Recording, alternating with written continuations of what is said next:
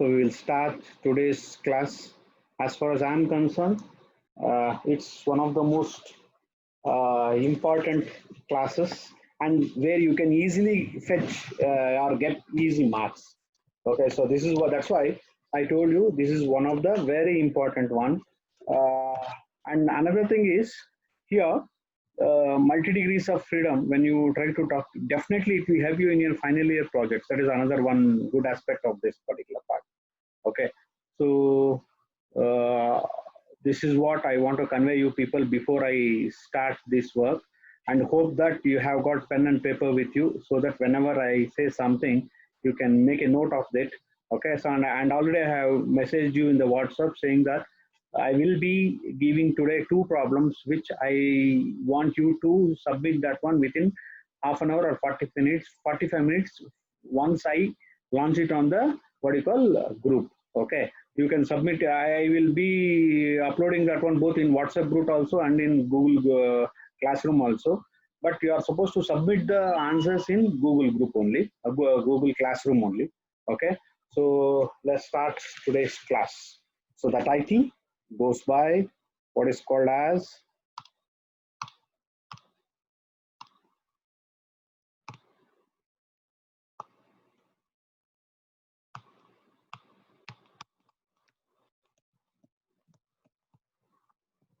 what is that? Multi degrees of freedom. DOF means already you know people. It is nothing but multi degrees of freedom. Okay. So when we try to look into this aspect of what is called as multi degrees of freedom, the one thing you should see there that uh, see, once we have any system which is more than 1 degree, 1 DOF, okay, it becomes what you call complex. Okay, so more than what you call 1 degree, it becomes more of what you call complex in nature. So when you have such kind of things, it is not possible for us to what you call it is not possible for us to solve that one in a very easy way of solving the problem. We have to use unorthodox methods or anything which we need to go about. Okay. So what are the unorthodox methods we have got? That we will see it afterwards.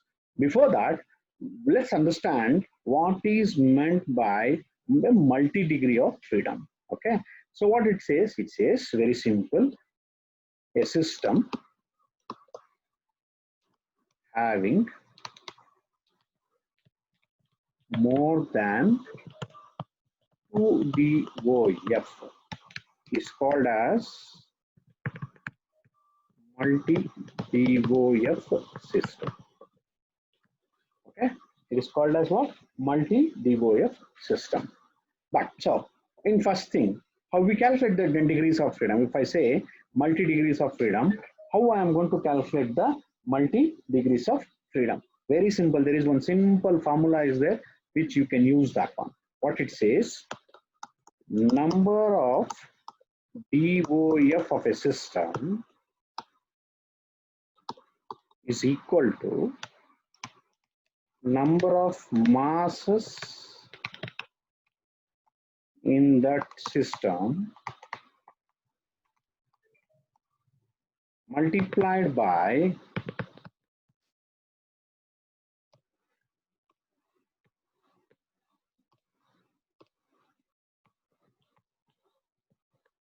number of possible types of motions of each mass. So this is what the what you call simple equation, what I can call it as. To understand this particular one, what I have got here, okay, this particular part, to understand this one, let's take some example, simple example. I am not going for any complicated one. Let's to start with, let's example the simple one. Okay, what is this? Yes, I will start with one simple, our standard spring mass system. Okay, I have got a spring mass system. when I have this, according to this number of, how many number of masses are there? Masses is equal to 1, correct or not?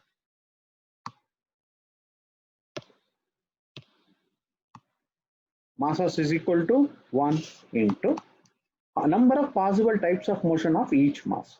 What does this mean, number of types of possible motions of this particular one?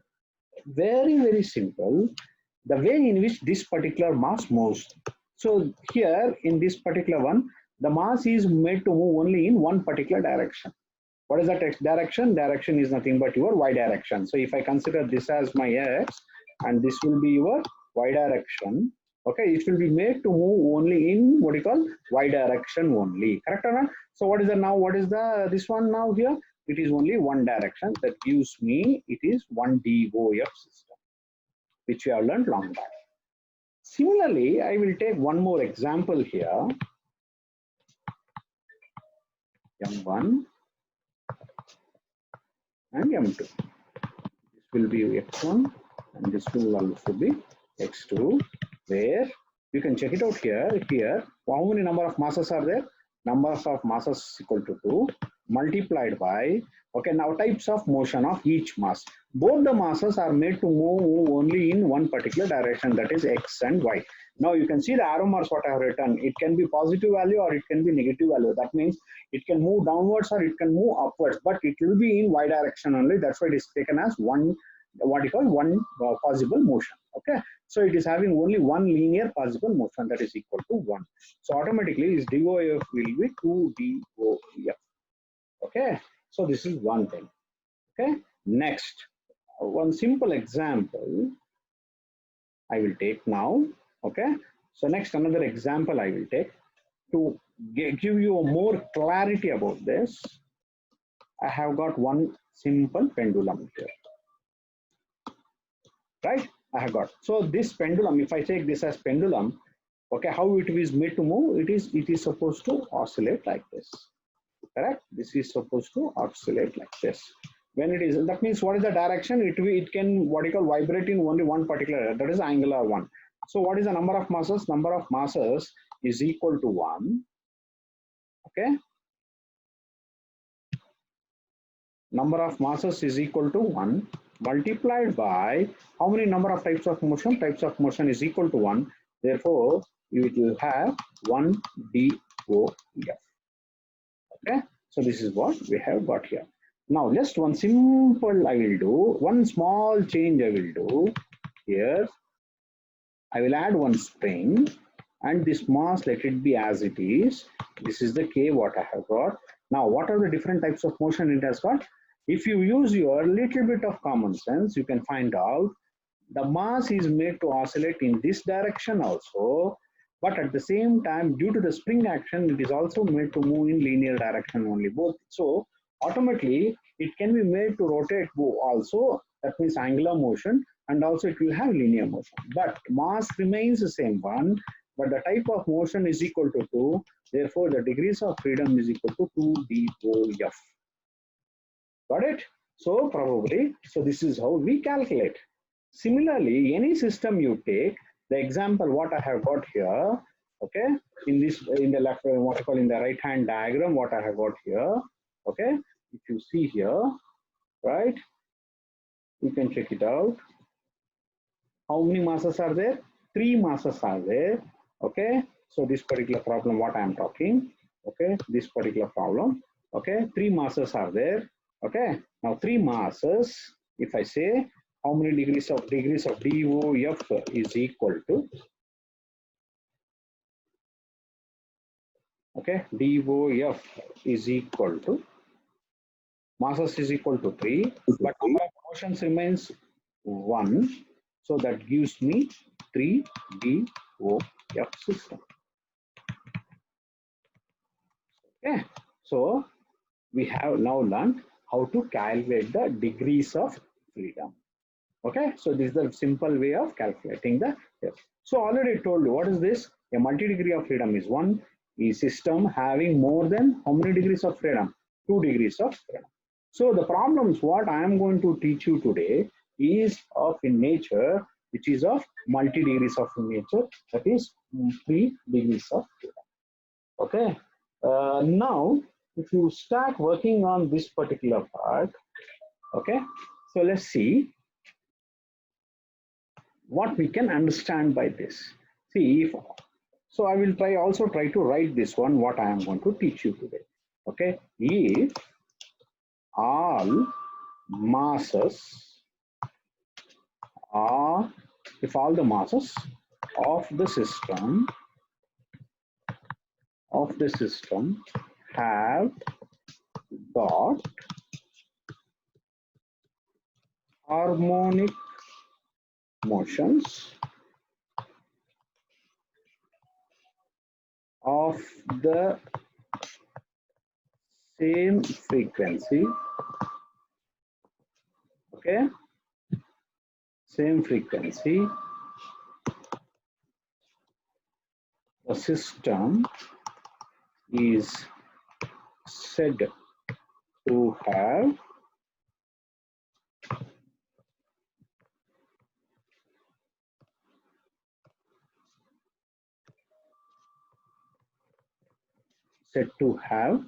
principal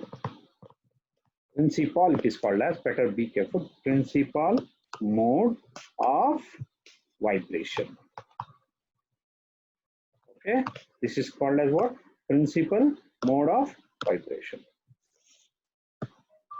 Again, I'm telling, if all the masses of a system have got harmonic motions of the same frequency, okay, this system is said to have principal mode of vibration. Okay, now let's understand.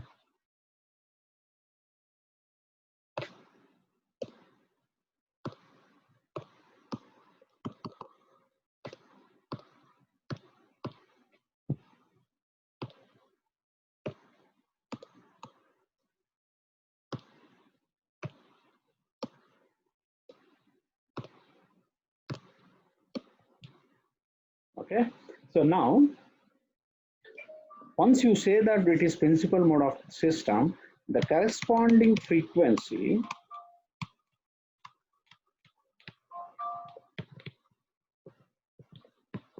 is called as what? Natural frequency. It's called as what? Corresponding frequency is called as what? Natural frequency of the system. Okay.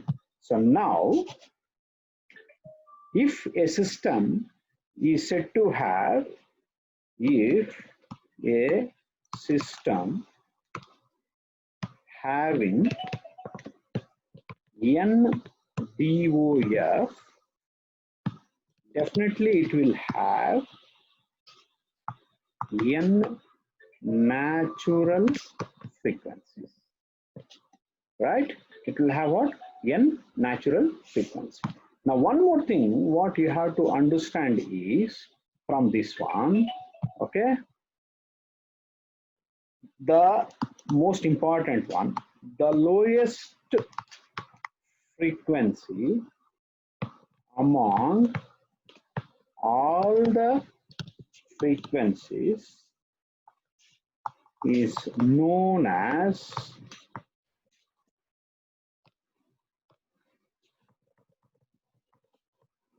fundamental natural frequency. Again, I am repeating, the lowest. See, for example, I have got one frequency as 10 hertz, another frequency as 20 hertz, another frequency as 30 hertz. Probably it's a 3 degrees of freedom. Automatically, I will have 3 degrees of natural frequency. See, for again, one thing I am to tell you, the very simple concept of all these things is the number of natural frequencies depends on the number of degrees of freedom. In simple way, the way in which you solve the problem.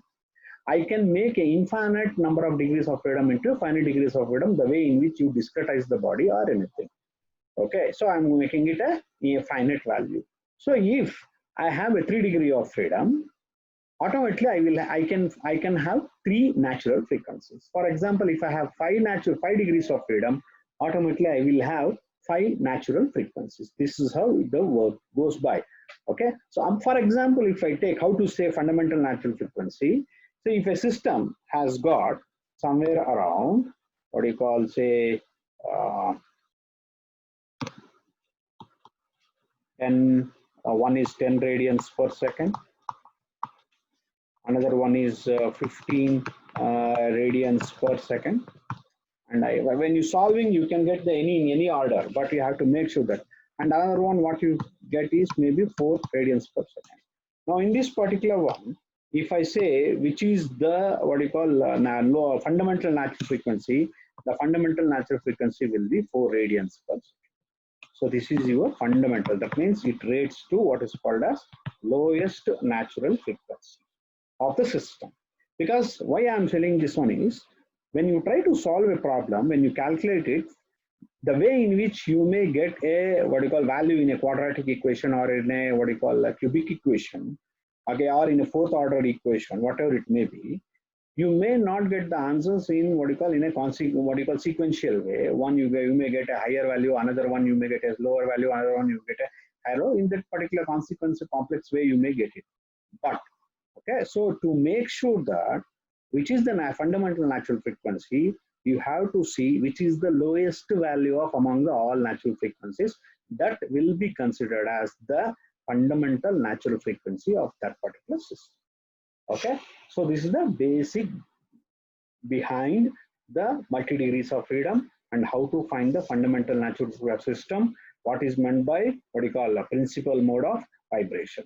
Okay, now when you see all these things, as I said earlier, solving multi degrees of freedom is becomes little bit quite complex in nature. I told you this was the first sentence I used when I started this class. Okay, so what is then how to solve this particular problem then? So there are two ways of solving this one. One is the traditional way. Okay, what we call it as traditional way. What we call it as, that means using differential equations.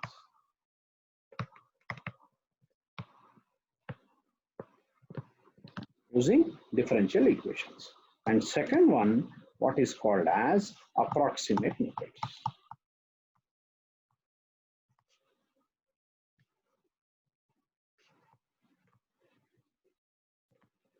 Approximate methods. These are the two methods. The one which we call it as differential equations, okay, in this one we use the Newton's method. Hopefully you know this Newton's method. What is this Newton method? Mx double dot is equal to minus times of restoring force. If you know this, that's nothing but your minus times of kx. Okay, next one, what we have got is what we call eigenvalue eigenvector method.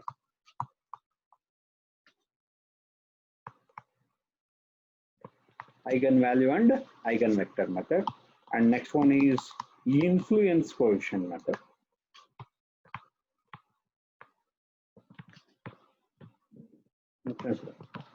All these things uses the determinant of the equation. Very, very important one which you have to know here. It uses the determinant. Sorry, I think I have one spell mistake here. I will try to erase this.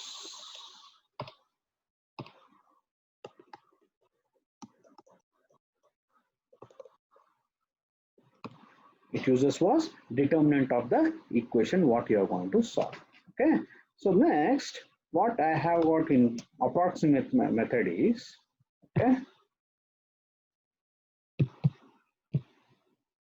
okay, the one what I have got here is, one is called as Rayleigh's method.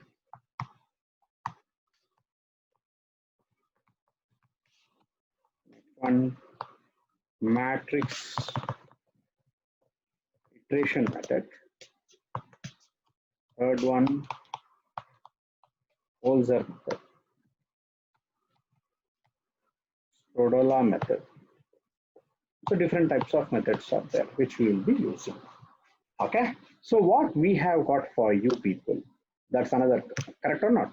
So what we have got for you, okay, due to this what you call time constraint and what we have to talk to you, we thought that let's introduce to you what is called as Newton's method, because if this is the fundamental way of solving any problem, because if you know this, easily you can learn on your own these two cases. Okay, so what you have got here is the Newton's method. And next one, the most commonly used, and one more thing I forgot to add up here, one more method, sorry, which is very much required for you people. Okay, fifth one, what I have got is Dunkerley's. Okay, Dunkerley's method.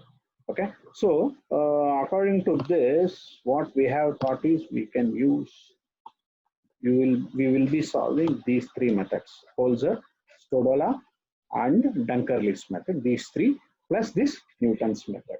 Okay, so these are the three methods. This is a pure approximation method which you have learned already in some of the already learned what you call approximations, which you have got Rangekuta, or say some different kinds of what you call approximations what you have learned in your numerical methods.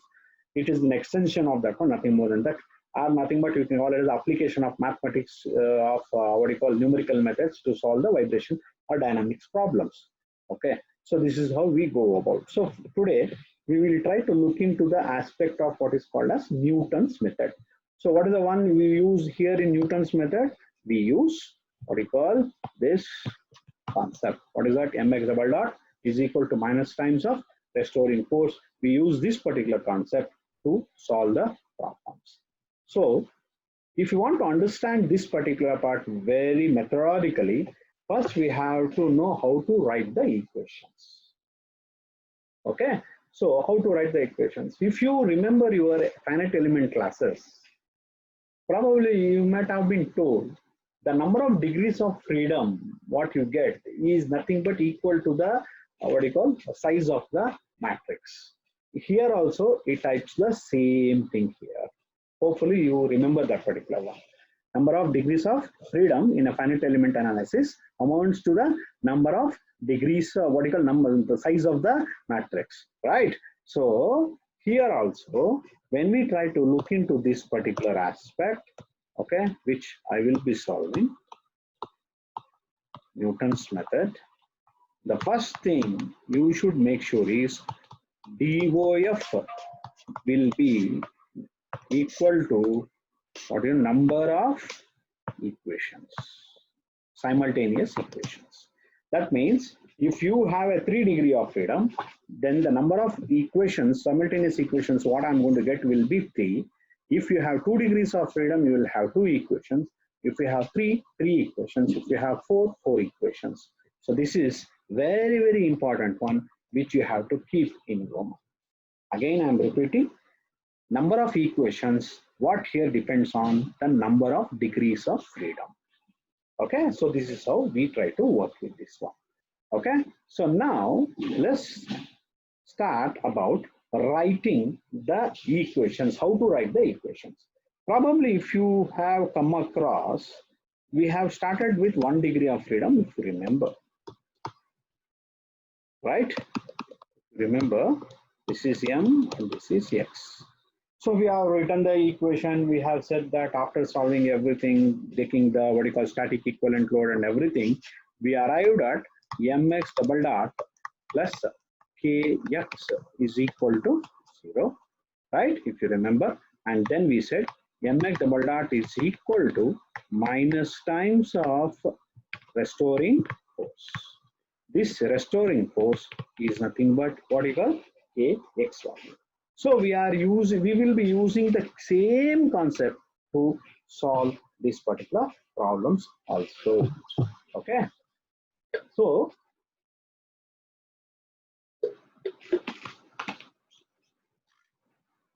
today I am going to take, okay, I am taking this example, what I got on the right hand side of the Word document.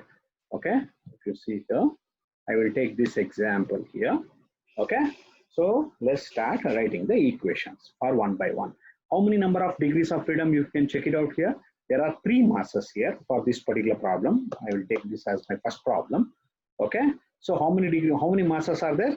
Number of degrees of freedom, the number of DOF is equal to number of masses. How many number of masses?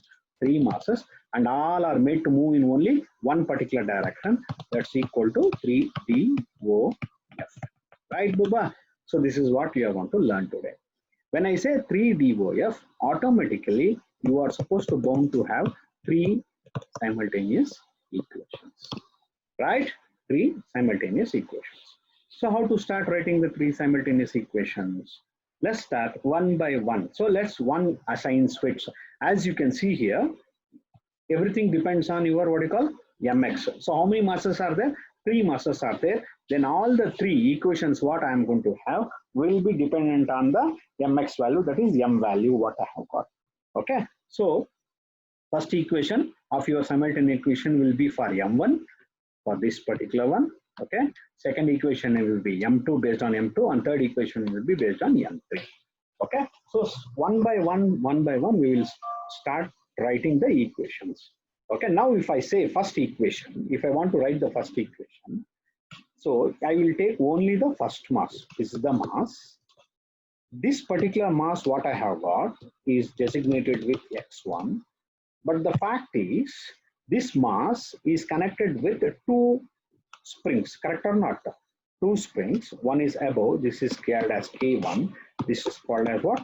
K2 here, right? But this particular K2, what I have got is also connected with what you call M2 mass, right? M2 mass, which is having a value of x2, right? So now when I try to write the equation for M1 here, write the equation of M, I am not going to consider M2 value, but I will be considering the displacement of M2 since K2 is connected with what? X2. Hopefully you understood now. Again, I am repeating, I will not consider M2, but I will be considering X2 since it is connected with what? K2. This is one thing. When I try to solve M1 equation, or when I write the equation M1, since I have got two displacement, I will consider x1 is greater than x2. Got it? I will consider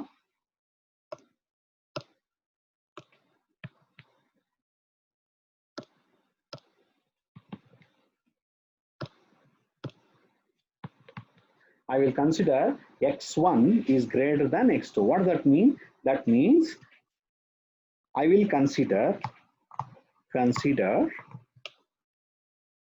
the mass which will be solved,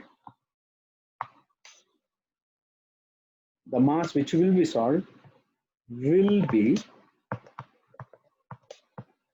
considered having larger value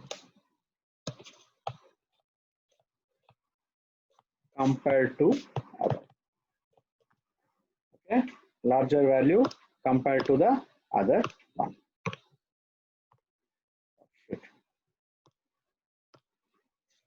So again, I will rewrite this, some technical problem here.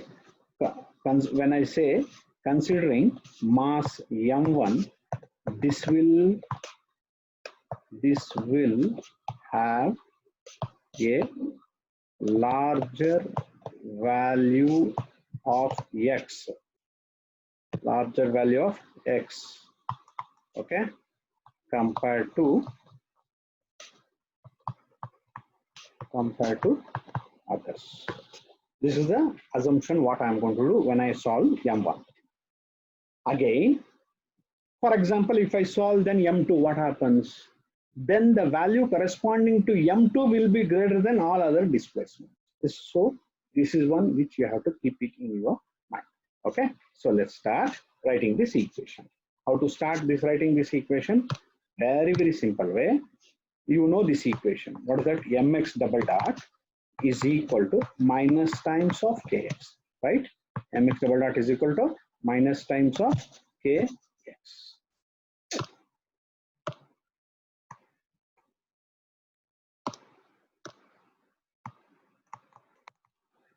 Mx double dot is equal to minus times of kx. So we use the same concept here to make sure to write this one. So what is the way? I will start with this particular part here. m1 x1 double dot. Since m1 is connected with x1, I will write m1 x1 is equal to minus times of this mass is having two k's connected with this. One is k1. First, I will take the k1.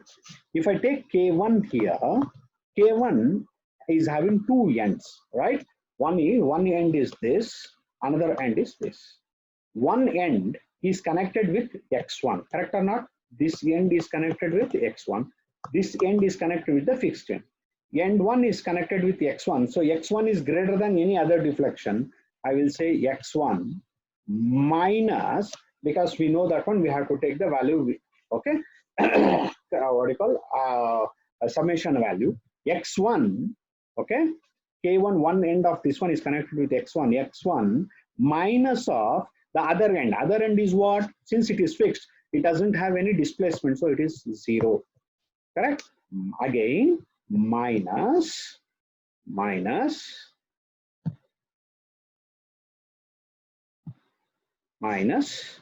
I will write again, minus. This m is also connected with K2. I will take minus K2. This K2 has got two deflection. One is x2, is x1. Another one is what? x2 here. Correct? So x1 is greater than what? x2. So my equation becomes x1 minus x2. Then if I write this equation, I will get m1 x1 double dot plus k1 x1 plus k2 into x1 minus x2 is equal to 0. So this is the equation what I am going to get corresponding to m1 equation. Now let's start with, okay, equation number, what do you call, mass 2. So if I take mass 2 here, let's say this is the mass m2 here, 1 here, 1 here, correct or not? m2 is having, this is connect, so this is x2 here, right? And this one is x1 here, and this one is what? x3 here, if you check it out, correct or not? Then if you use the concept of same thing what I have written, again m2 x2 double dot is equal to, first I will take the upper value, that means it is k2 and this is k3. Hopefully by this time you have understood. Again, what is the assumption I am going to make in this particular equation? Okay, before I will write this one, I will say that particular part also.